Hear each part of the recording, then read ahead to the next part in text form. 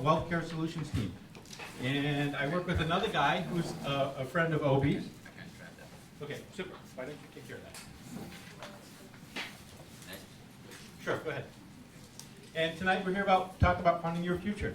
This is our presentation. Go ahead, Obi. A flexible way to build lasting wealth. You know, life is a moving target, isn't it? Things keep changing. You need some flex. Yeah, that would be great. Okay, we'll keep working. And it's really hard to solve a problem, something that keeps changing, with a solution that doesn't have any flex in it. So we're showing you flexible ways that you can build your wealth, that you can, as Alan was saying, help yourself at the same time. My name is Bill Peach. Our company, if you'd like to check it out, is Wealth Care Solutions Team, and it's wealthcst.com. Go ahead. So this is, if you look on your feedback sheet, it says, there's a question on your feedback sheet, okay, and it says, what is the lesson from the picture? So I'm about to show you the picture, and you have 30 seconds to try and figure out what the lesson is. Okay, go ahead. It's a little bit hard to see, but it's definitely a tropical setting. What do you think the lesson is? And you've only got 30 seconds. Okay? Click it again. See where it says, what is the lesson from the picture? Write something down on the feedback sheet. Go ahead. One more. See, there's no context here. You've got a picture, but you don't know what the picture means. You don't know what the picture applies to. So really, all you're doing is guessing. So go ahead. It's going to help everybody to have something down on your picture, or on your form, because we're going to come back to it pretty soon. Yep. I'd like to know if anybody here happens to know, without looking in the Bible, what Matthew 28:18 through 20 says. Got any volunteers here? Yes, good. It's called the Great Commission, and we're going to look at it together in just a second. Wouldn't it be nice if God kind of gave us an overview of what it means to be a great Christian? Wouldn't it be nice if, when you're looking at a book, it's good to have a table of context or an index where you can find out the right information just in a little snippet, right? Well, God did that for us as Christians, and we're about to look at it right now. Go ahead, Obi. Then Jesus came to them and said, all authority on heaven and earth has been given to me. Therefore, go and make disciples of all nations, baptizing them in the name of the Father and the Son and the Holy Spirit, and teaching them to obey everything I have commanded you. And surely I will be with you always to the very end of the age. Jesus said that to his Christians, to his disciples, his followers. That's exactly what he told them to do. In those 3 verses, we have the outline, the blueprint for what God wants us to focus on with our lives. This is the most important thing you will learn tonight. If you're not familiar with this, if you haven't memorized this, you're missing out. You're trying to follow Jesus and you don't know what you're doing. This is what God expects from every Christian. This is why I'm here tonight. Okay? Now, if we're going to be successful at doing this, doesn't that sound like a big task? Go to the whole world. Find people. Help them choose if they're going to be disciples or not. The ones who decide to be disciples, they're the ones who get baptized. And that's just the beginning. Then we get to help them learn to obey everything Jesus commanded. Come on now. Well, if we're not doing that, we certainly can't teach somebody. Right? If we don't know how to do it ourselves, how can we show somebody else? Right? Now, there have been about 80 generations since Jesus said that. It's not done yet. Why not? The reason it's not done yet is because people don't rely on Jesus enough, right? Who has all authority? It's not us. Who has all power? It's not us. This is going to get done by the generation who learns to rely on Jesus more instead of on ourselves. Come on now.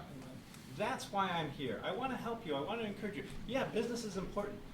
More important is learning how to rely on Jesus. learning how to use the Holy Spirit He's given you to make spiritual progress. There's nothing that compares with that. Okay. If you do great in your business and you don't do this, it's going to be just another generation that didn't do God's will. Okay? You've got to learn how to put this first and still do excellent in your business. Amen. Go ahead. I got you. My partner is Eric Ross. I'm going to give you just a really quick rundown on him and me. Go ahead. Actually, I'll tell you what, I'll take that. I think I can probably do a better job than you. All right, I know thanks. those things are. Okay, Eric's been married for 17 years. He's active in various charities. HDSA is actually the Huntington disease. Eric's delightful wife Alice has Huntington's. And it's been a challenge for both of them, but they're very faithful in difficult circumstances. It's not centralized. I'm sorry, say that again? It's not No, the centralized. projector is having a problem. We fix it outside here. Oh, okay. Super. He also is a member of the Macy Foundation, which is over in Framingham. He's been a mentor there. He helps to lead a church down in Sarasota where he's living right now. And he proudly served the Army for 8 years. You can spend a lot less time than 8 years in the Army and still get an honorable discharge. But Eric is a guy who really does care. He cares about our country. He's done a lot to make it good. And even more important for all of us in terms of talking tonight, he has 25 years of financial experience. He started out as a registered rep for Merrill Lynch. He's done all kinds of stuff since then. He's been a financial professional for over 25 years. Now we're going to talk about me. I've been married for 28 years. I got a head start. And I'm awesomely married. My wife, Carolyn, is just amazing. I'm also active in quite a few charities. Hope Worldwide, you ought to check them out. They have programs on every continent. They've grown a lot in the last 15 or 20 years that they've been around. I also do an SAT college preparation class. The SAT isn't quite as important as it used to be, but it still makes a big difference if you're trying to get scholarships. And I teach a class, a free class, so that more students can get a shot at the college that they'd like to be in instead of the ones that they can just barely afford. And my awesome wife and I, we help to run a camp every summer. It's a week long. 250 or so 10 to 12-year-olds. So that's another labor of love. And there's a lot more where that comes from. In terms of finances, I've had 30 years of experience working with financial and security software. So that was the expertise that I brought to starting the company. And we're going to talk to you a little bit about how we got there. We realize that there are a lot of misconceptions about wealth and being wealthy, and Alan already talked about one of them, as in money being the root of all evil. It's not money, it's the love of money.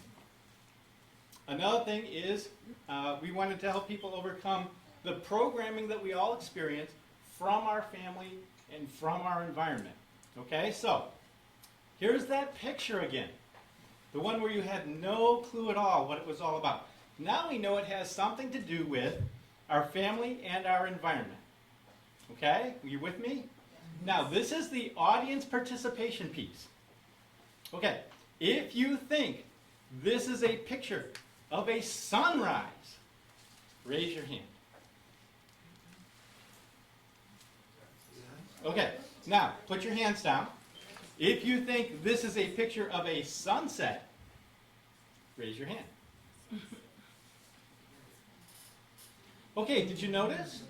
It's clearly got to be either a sunrise or a sunset. That's really the sun in the background here, right? Look.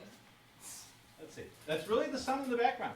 So it's either got to be a sunrise or a sunset. There's no other choices. But more than half the people never raise their hand. You know why? Because we are so afraid of being wrong in public that we'd rather sit in the background and do nothing than maybe be wrong. And we hope nobody's going to notice. That's what we got sometimes from our family, lots of times from school. That's what we got from our environment. That's what keeps us leading mediocre lives. That's what keeps you from being successful. That's the lesson of that picture. Good lesson, huh? Yes. How many of you wrote that down in the beginning? Okay, isn't that a great lesson? It is. Well, now it says, what's the lesson the second time? Do we know what the lesson is now? The lesson is we can't stay in the background.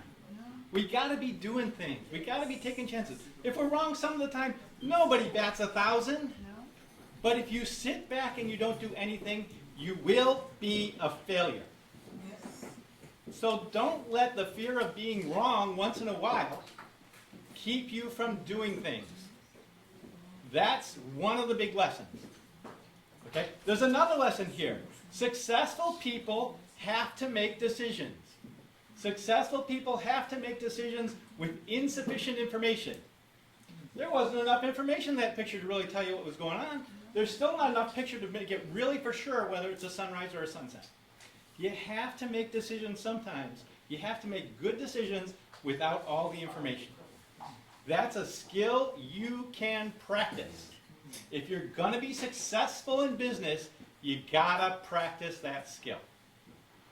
And I just gave you a chance. So there's 2 lessons. There's more lessons. But let's move on. Okay. Another thing about Wealth Care Solutions team is that dreamers are doers. We all have a dream. We all like to see things different than they are right now, right? Yeah. Is there anybody who's totally satisfied with the world the way it is right now? No. But dreamers, in order to make those things happen, have to be doers. Who knows what SMART goals are? Who knows? Anybody? It's an acronym, okay? So each one of those letters represents a word. Let's look at it together. The S says specific. SMART goals. The S is specific. You got to have a goal that you know what you're talking about. It's got to be measurable. Okay? If you can't measure it, you can't really tell whether you did it or not. Okay? It's got to be achievable. Who out here would like to have the goal of, I have to boil the ocean? Right? It's a goal, but nobody's going to achieve it. So if a goal is going to help you in life, it has to be something that you can achieve. R, okay? Most people say R is for realistic.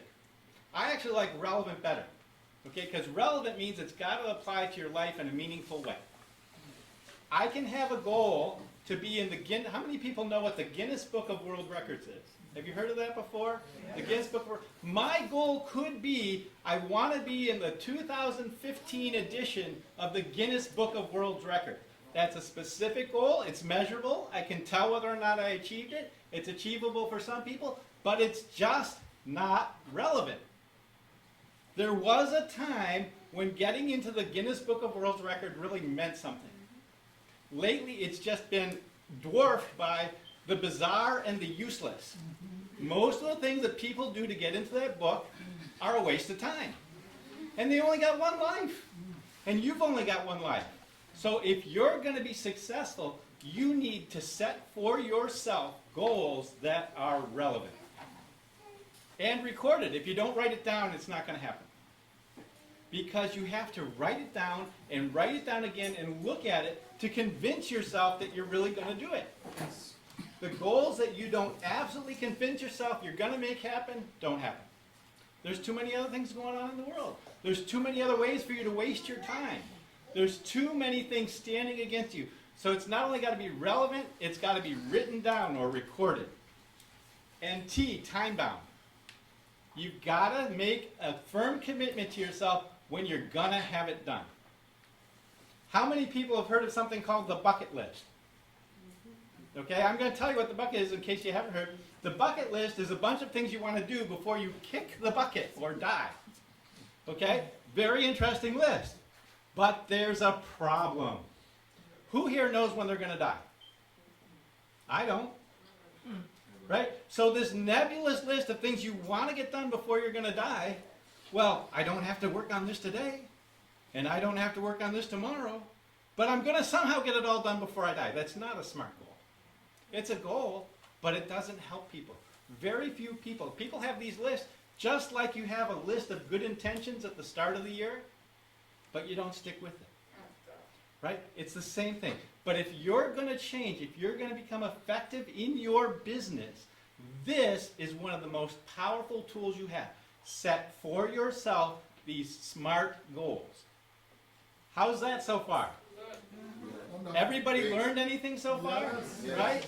That's what this is all about tonight. This is about us helping you learn stuff that we've already learned that's helping us. Okay, let's go on. So, dreamers are doers, and SMART goals are a key. And who knows what an entrepreneur is? Can anybody be a volunteer and give me your definition of an entrepreneur? It's not an English word. Yeah, entrepreneurs. Yep. Go ahead, nice and loud. Entrepreneur is maybe you got business man.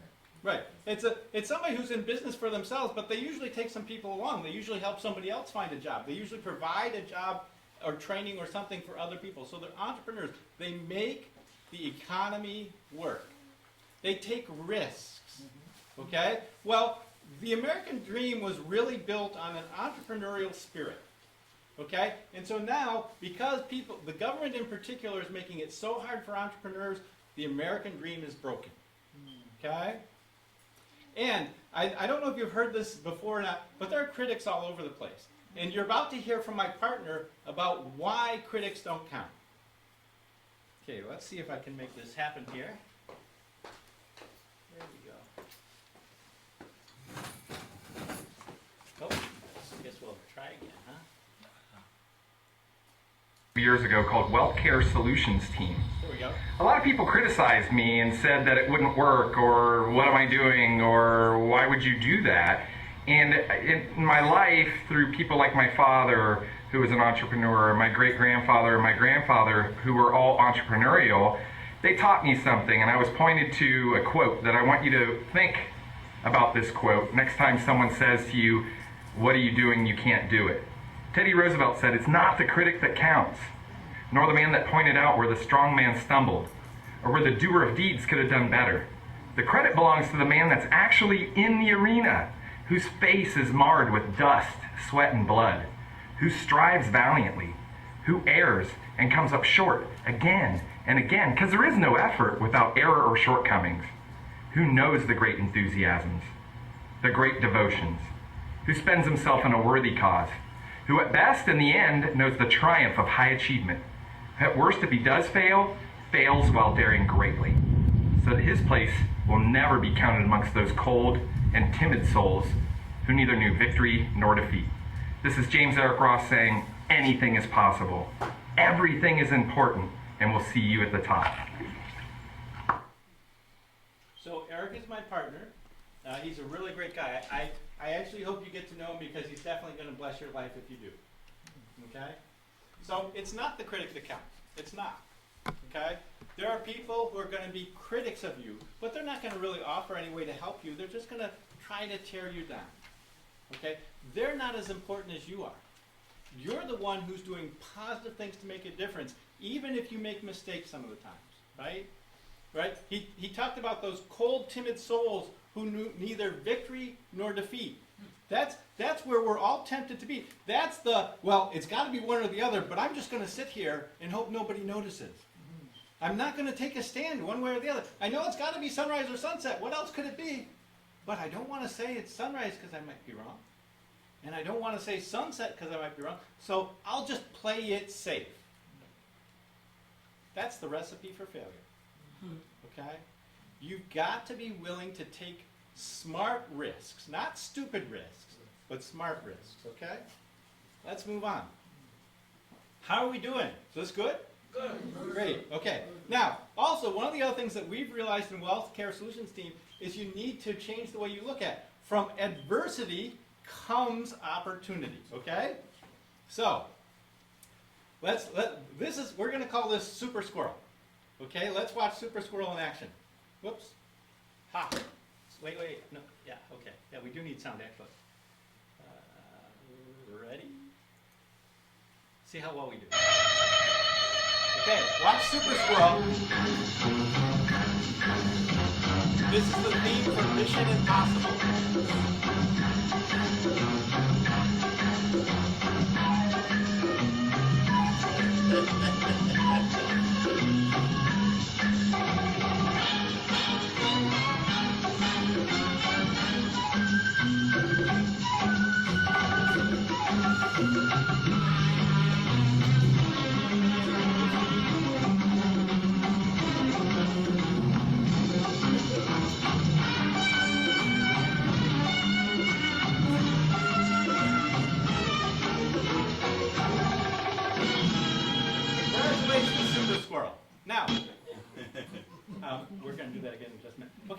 Now, listen. How many of the squirrels in your neighborhood can do that? No, right? That squirrel had to learn to do some stuff that most squirrels never learn to do so it could be successful at getting to those acorns. Those acorns are his alone or hers alone because the other squirrels never learned to do those other things. They don't have, that squirrel does not have any competition for all that food because it learned to do things that weren't normal and weren't comfortable. It took the time. It got trained. How about you? If a squirrel can learn to do all those things to get those acorns, can't you learn to do some things you didn't know yesterday? Yes. To be successful? Isn't that inspiring? Because you think about all those obstacles. We have obstacles like that in our lives. Yes. We do. Okay? Think back to that picture. You remember the picture that I said has lessons in it? Okay, I'm not going to put it up there again. Remember it, okay? It was a tropical setting. How many people would like to, raise your hand if you'd like to visit there sometime? Okay, I'd love to visit there sometime. How about, raise your hand if you think you'd like to live there? Okay, now, the big one, that tropical place, I'm not going to put it up again. Raise your hand if you think, man, I could never afford to live there. A lot of people get there. A lot of people are so beaten down by life, they haven't learned to do the new things yet, and so they think, I could never be there. That's something you have to overcome. That's something you have to help other people overcome. That's an opportunity that you have to help people change the way they look at themselves, and in the process, change the way they look at the world. That's powerful. That's your opportunity. And the squirrel is our mascot, symbol. He's leading the way. Okay, let's watch him do it one more time. Okay? So just think about, this is you learning to do new things. And the mission is not impossible.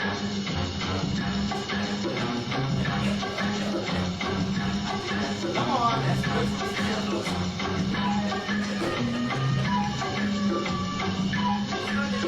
The squirrel did not learn this in one day.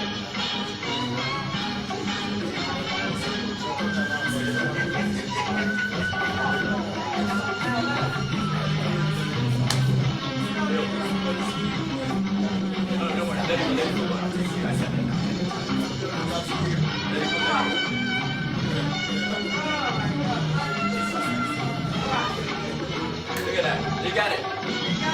You got it.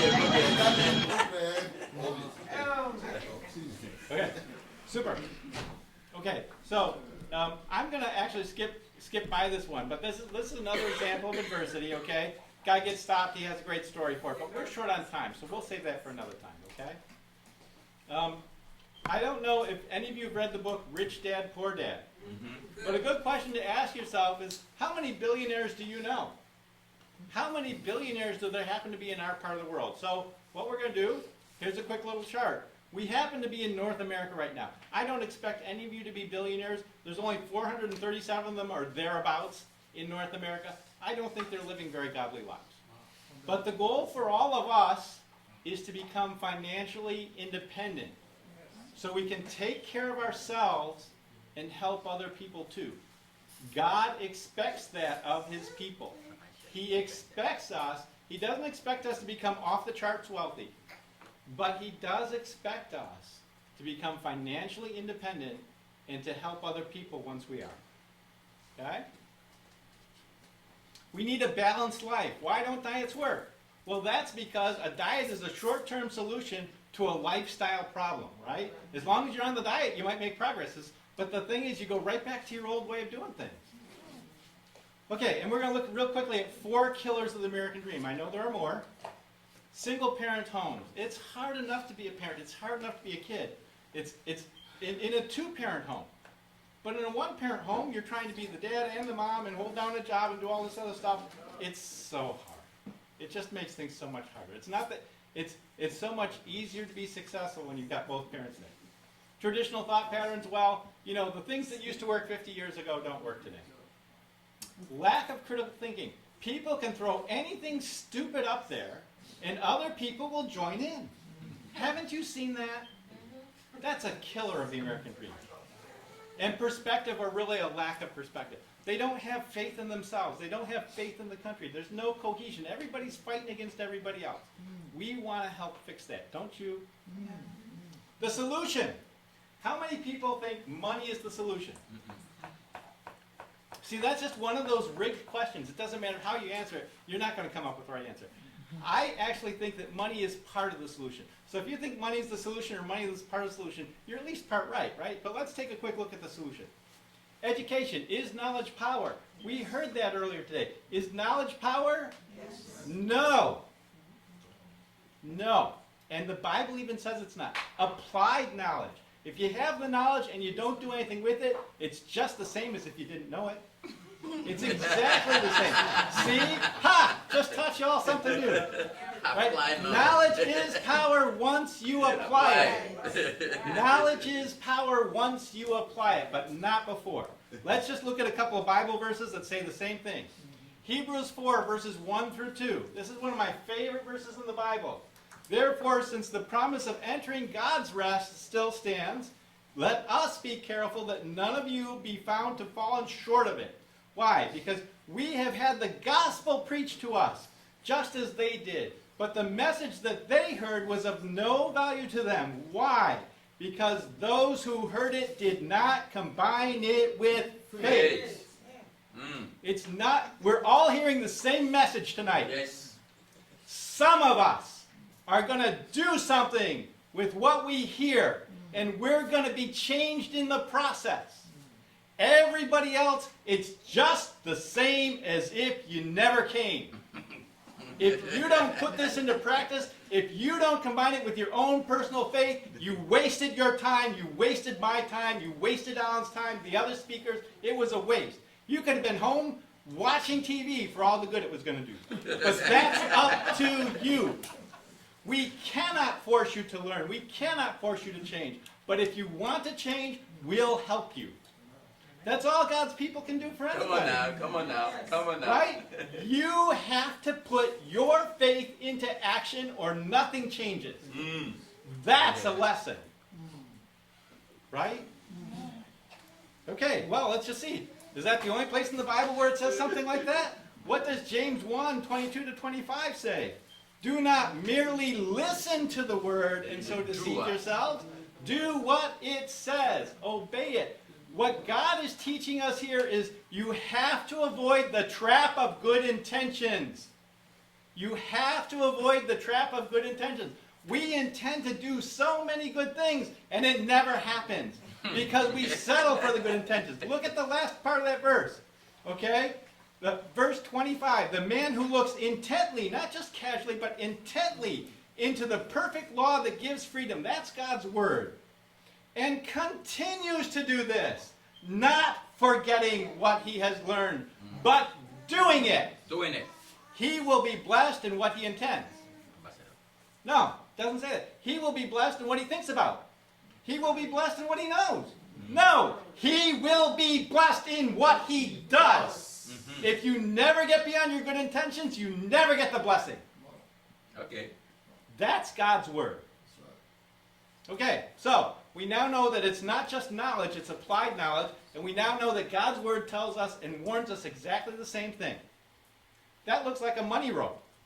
Sometimes changing our lives is as simple as you got to stop pushing on the rope. Ever tried to push a rope? How much good does it do? You're just as busy as somebody pulling on a rope, and you don't get anything good done. Financially, in a business life, we can have those same kinds of mistakes. And there are people who can help you realize, wow, I've been pushing the rope. Time to start pulling the rope. And show you how to pull the rope. Okay, so now we're going to get intensely practical. There are 3 hurdles. You have to win these 3 if you're going to win the money race. The first one, inflation. If you don't, like Alan was talking about earlier, if your money's only worth 1% or less, you're losing to inflation. The buying power of your money is eroding over time. Taxes. The government takes more of what you want. You've got to find out how to deal with taxes effectively, or you're never going to be able to save enough to retire. And time. If you start too late, you just can't make the progress you need. Preparing for retirement is not like turning on a light switch. It's not. If If you're 62 and you want to retire by the time you're 65 and you're just getting started, you just made things so much harder for yourself. The time to start is now. The time to start. It takes time to make these things happen. You've got to get started. Okay, so we want everybody to be financially independent. That's a godly goal. Okay, I have a question for you here. Audience participation again. What percentage of Americans are financially independent at the age of 65? Okay? I'm not going to take guesses at random. I'm just going to give you some hints, and the number is less than 50%. So here are your choices. 35%, 25%, 15%, or 10%. These are your 4 choices. When I say your choice, I'm not going to do them in order. Just raise your hand, okay? Or actually, everybody put your hands up for starters. We'll do it in reverse. Everybody put your hands up. Okay, if you think 15% is the right number, put your hand down. If you think 25% is the right number, put your hand down. If you think 10% is the right number, put your hand down. And if you think 35% is the right number, put your hand down. Okay, we're all wrong. The right answer... Hello, I had my answer. Oh, I'm sorry, I couldn't see you there. But that's great. What do you think the right answer is then? 0. No, it's not quite 0, but you're actually closer than 10. It's 4%. This is how politicians lie to you all the time. They give you a series of choices and they know they're all a lie. And then they'll say something like, oh, well, it's close to 10%. They know it's nowhere near 10%. But they don't mind lying to you. And they know you're not going to catch them. This is how they do it. The right answer is 4%. Only 4% of the people reach 65 and are financially independent. That means 96% aren't, okay? So let's take a look. It matters to you because someday you will be forced to retire.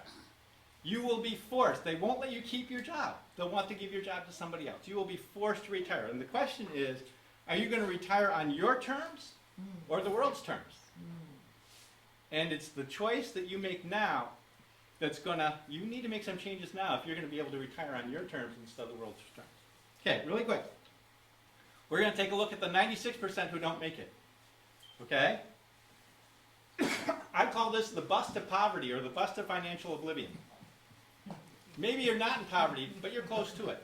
If you don't reach financial independence, somebody else has to help you. They may have to help you with a job. That's good. They may have to help you with more government money. They may have to help you by moving in with your kids or some relative. But somebody's going to have to help you. And God would rather have you make the choices now so that you can be financially independent and help somebody else. If you're on the bus, it's crowded. 96% of the people are there. It's crowded. There are a lot of people there. And they all have a ticket. They all had a ticket to get on that bus to financial independence. And we're going to see what's on those tickets. Okay? Excuses. Those people blame others for their lack of success. Well, if you blame somebody else, you have no control over them, so you have no way to become independent. Don't blame other people. Ignored opportunities. Ignored opportunities. We're not going to talk about missed opportunities because everybody misses opportunities. But you become financially independent, or financially dependent if you ignore the good opportunities that are in front of you. And there's a lot of reasons. We've already talked about some of the reasons why people ignore opportunities and they aren't willing to step up and push themselves and things like that. Okay? And here's the big one. They waited too long. They want to become financially independent and they start when they're 60. Ouch. That's not going to work. The time to start is now. You need to make some decisions that you haven't made yet. And tonight is your chance to do that. Okay. Does anybody know what dish rag soup is? Does anybody know? Okay, let me tell you. If you wash dishes and you don't use a whole lot of soap, well, some of the food particles get stuck in the dish rag, right? So if you take that and you chop it up and you boil it, well, you flavored the water. There's not a whole lot in there, but it doesn't cost anything. When you're totally broke, you can still have dish rag soup. Is that how you want to retire? Is that how you want to live? Some people are really close to that. And honestly, the things are getting more challenging. So if we don't take steps now, something like that or something close to that will happen to some of the people in this room. Okay? We need to work together, but we need to work together. Work. Pull our own weight. Help each other. Be willing to push ourselves. Or somebody, us or somebody we know, are going to be eating dish rag soup. Okay, now, the 4% who make it to financial independence, what do they have in common? How did they get there? Okay? They worked on residual income. That's what Alan was talking about. properties that pay you month after month.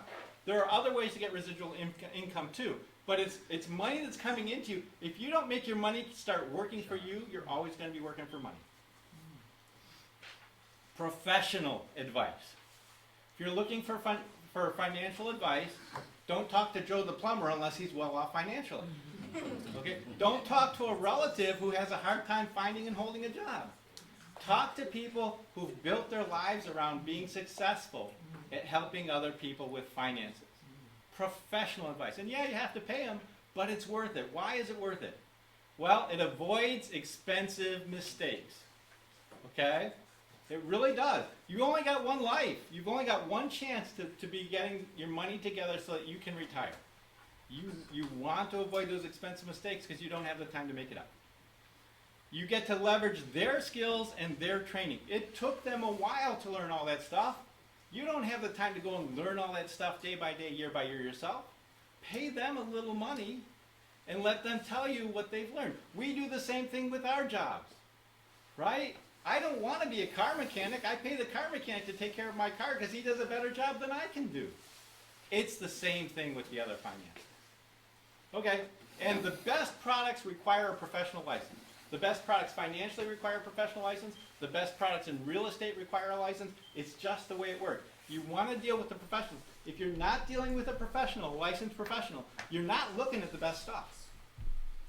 And then they implement a proven plan of action. A proven plan. They don't just kind of like throw darts at the board or do random things. They find something that worked for other people, they understand why it works, and then they imitate the successful plan. Now, how long does it take your money to double? How long? Does anybody know? Can you explain it to me real quick? Okay, well, we're real short for time, so I'm just going to show you. Okay, it's called the Rule of 72, and that's Albert Einstein's picture there. But the secret is if you take the number 72 and you divide the interest rate you're getting into that, it'll tell you how many years it takes you to double. Which means if you're getting 1% interest and you put $1,000 in the bank, 72 years from now it'll grow to $2,000. 72 years. That means if you're 30 or older now, you'll be over 100 before your money doubles. Let's take a look at how that works. Okay, so there's 4 different people here. They each get a different rate of return, okay? So one person gets 4%. They all start out with the same amount of money. They all start out the same age. This is the power of a higher rate of return. This is why you need a higher rate of return than banks are ever going to give you. Okay, if they get 4%, by the time they're 65, they're $1,000 just put in the bank when they were 29. By the time they reach 65, it's going to have grown 4 times. It's up to $4,000. That's great. Well, not really, because inflation's higher than that. So it's going to take more than $4,000 to buy what $1,000 would have bought back then. Okay, well, let's just say what happens if they get 6% instead of 4%. Now, by the time they're 65, instead of having $4,000, they got twice as much money, $8,000, from 2 percentage points. See where a higher rate of return is so important? Well, let's go again. 8%, which is only double the other, it's 4 times as much money. $16,000 for every $1,000 invested, you know, those 36 years ago. 36 years is a long time. But if you're only getting 1%, it takes twice that long just to go from 1,000 to 2,000. Okay, now 12. If you could really get a steady 12%, your $1,000 that you invested at 29 would be worth $64,000 when you retire. You would way outstrip inflation, you know, and so let's just see the 3 ways we have to save. Everybody has these 3 ways: fixed, variable, and indexed. Okay? Fixed is the bank account. They tell you how much they're going to pay you before you put your money in. Okay? Banks and money market accounts. It's low risk, there's no reward, and it always loses to inflation. On the variable side, you know it's getting cut off a little, but we have stocks and bonds, we have metals, we have businesses, and we have huge gains, but we also have huge losses. So if all you had was the gains, it wouldn't be that hard to make progress. But it's like this, right? So it's hard, and it's risky. You've only got one chance to prepare for your retirement. The hard thing with the stock market is that, or variable investments in general, is that it's risky. Okay, and so the index is kind of like a halfway in between. You can have your money that you're saving growing and indexed by how the Standard & Poor's 500 does or some other indexes. Your money is never in the stock market, so you can't lose your money in the stock market. What they do that's different in an indexing is they say you have a floor. every year that the stock market loses money, you still get something, like 2%. If the stock market does well, then it gives you up to a certain point. If the stock market goes crazy, you still get a lot of it. That's what indexing does. And the other thing is, when you tie your index strategy to a life insurance policy, which I think you're going to be talking about that, you get tax-free growth. That's the best of both worlds. It's you know that you're not going to lose money like in the fixed, and it's not as risky as being in the variable. Okay, so this is 30 seconds on insurance, but I think you're going to be talking about insurance, right? Yes. Okay, so I'll let you save that for your presentation as well. Well, actually, okay, so there's two kinds of insurance, term or perm. Term insurance or permanent insurance. Term insurance is cheap. Its only purpose is to provide for your family if somebody dies before the term policy runs out. That's all it does for you. It has one purpose. It does that one thing very well. That's all it does. It doesn't have any cash value. There's an age limit. You can't buy term. It just becomes too expensive when you get too old or you're not healthy enough. And there's no payout if there's no death. That's term insurance. Permanent insurance is different. It costs more and it does more. Right? There's a cash buildup. It has a whole bunch of different living benefits, which I'll leave for you. And it allows for tax-free growth. And that's the big winner. You know, don't you like it when you do two things at the same time? If you throw the laundry in and starts washing and then it's washing while you're eating dinner, that's efficient, right? Well, if you just try to save for retirement, you get rotten rates. If you save for retirement at the same time that you're giving yourself insurance protection, you can get great rates. And tax-free growth. And that makes all the difference because our taxes are so high. And then permanent insurance can also provide for retirement income. The $1 million question is, how long does it take? Would you rather have $1 million today or 30 days from now take a penny and keep doubling it for 30 days? Which would you rather have? $1 million today or start with a penny today, 2 cents tomorrow, 4 cents? Which would you rather have? Okay, if you'd rather have the $1 million today, raise your hand. Wow, pretty smart group. Okay, yeah, actually, so we're going to just take a quick look at that. This is what happens. If you wait for 30 days and you let it double every day for 30 days, you get over $10 million.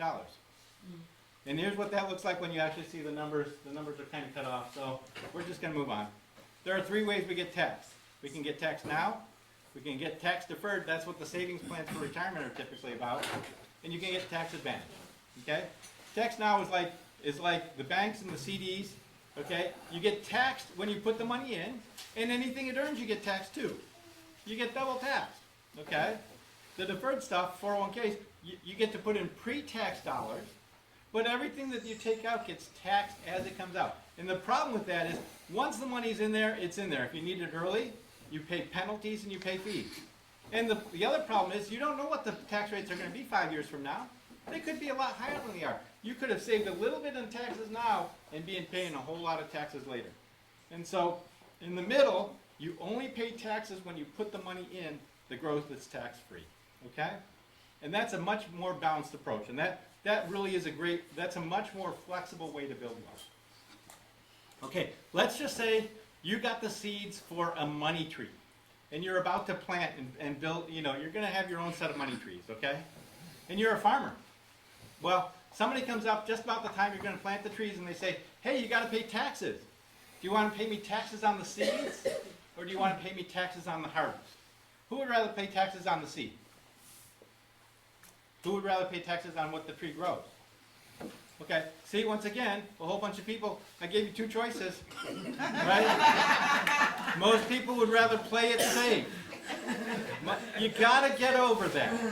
You see now how much it's been trained into you?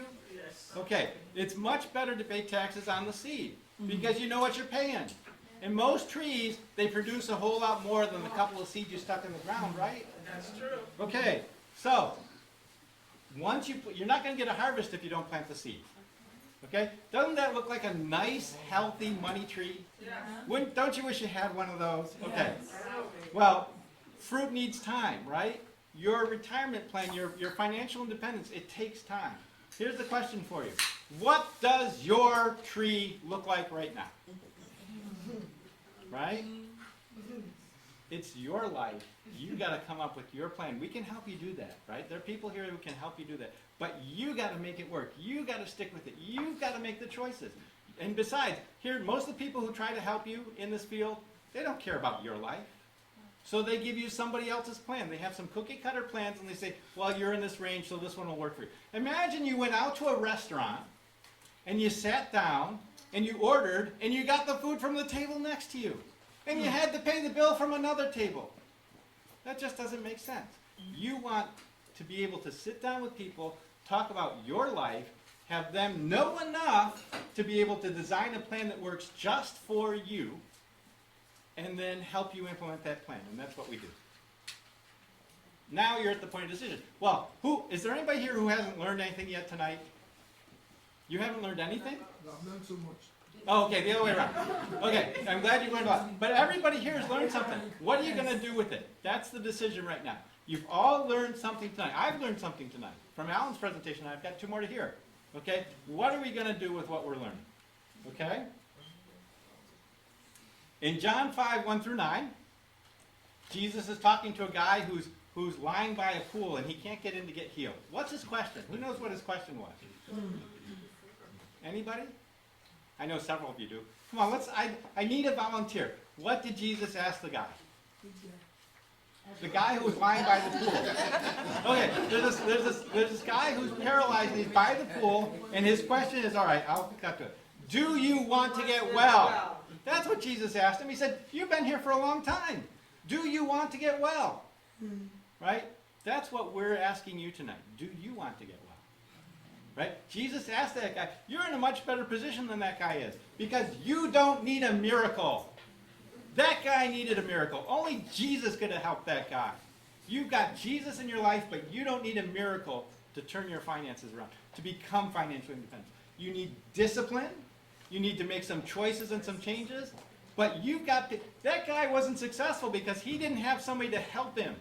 At that crucial minute, when he could have gotten healed, he said, there's nobody to help me and somebody else gets there first. Well, we can help as many people as we need to. That situation only helped a few people at a time. Okay? But the real question is, it really is, do you want to get well? Are you willing to do something different so you can get well? Okay, massive action plan. That's what it's going to take. Destinies are formed in the valley of decision. Okay, here we are. Anybody know what those birds are? They're pelicans. We've got 5 pelicans sitting on a dock. There's 2 there and 3 more you can't see. One decides to fly away. How many are left? How many people think 4? One decides to fly away. 5 of them, one decides to fly away. How many are left? None. They don't all flow away. No, in fact, the right answer is 5. Because he decided and he never did anything on it. He didn't act. Okay? That's like us so much of the time. You just, that's right. That's right. Isn't that so true? You all just decided to do something. Are you going to be the pelican that decided and never did anything, or are you going to take action? Okay, now remember we asked that question, how many billionaires in our part of the world? Well, that's a great question. There are books, there are things that we can show you that you can read and work on for yourself to help you become more successful at being the good steward.